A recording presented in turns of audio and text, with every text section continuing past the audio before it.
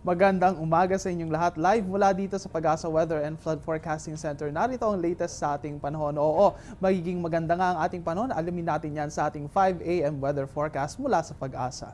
Good news nga para sa atin dahil ang easterlies na siyang mainit na hangin na nagmumula dito sa Karagatang Pasipiko ang umiihip dito sa Pilipinas at naapektuhan nito ang buong bansa at nagbibigay ito ng mainit at maalinsangan na panahon. At dahil nga mainit at maalinsangan ng panahon ay mas mataas ang evaporation ng humidity dito sa ating bansa. At dahil dyan, makakaasa tayo na magkakaroon tayo ng mas maraming ulap. Partly cloudy to cloudy skies po ang ating mararanasan ngayong araw na ito at magkakaroon pa rin tayo ng pulong-pulong pag-ulan o pagkidlat, pagkulog. Bagamat hindi naman ito magtatagal at hindi naman ito magiging gaanong kalakas. Mainit nga ang naranasan at mararanasang temperatura dito sa bansa at dito sa mga pangunahing lungsod dito sa Pilipinas, tinatayang aabot ang ating temperatura mamaya dito sa Metro Manila ng 24 to 35 degrees Celsius, habang dito naman sa Metro Cebu, inaasahang aabot yan sa 26 to 33 degrees Celsius at dito sa Mindanao sa may Metro Davao, ang minimum and maximum temperatures ay maglalaro sa 26 to 35 degrees Celsius. Magiging mainit nga ang ating panahon kaya naman inaasahan na magkakaroon tayo ng kaunting kahirapan at kainitan dito sa mga lugar na ito dito sa Pilipinas. Bakit nga ba kapansin-pansin na mas mainit sa mga syudad dito sa ating bansa? Alamin natin ang sagot dyan sa ating pagbabalik.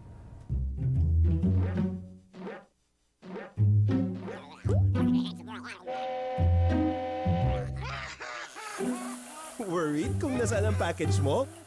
Sa Air 21, worry-free! May real-time SMS updates kaya alam mong status ng padala mo every step of the way. Why worry? Pwede namang worry-free. Sa Air 21, sagot ko, padala mo. Mga kaibigan, ang mga syudad ay normal na nakakaranas ng mas mainit na temperatura kumpara sa mga probinsya dahil iyan sa urban heat island effect. Ang urban heat island effect ay isang phenomenon na nararanasan sa mga syudad at nagdudulot ito ng mas mainit na temperatura sa ganitong mga lugar dahil nakukulob ng semento at infrastruktura sa syudad ang init na tatanggap nito mula sa araw.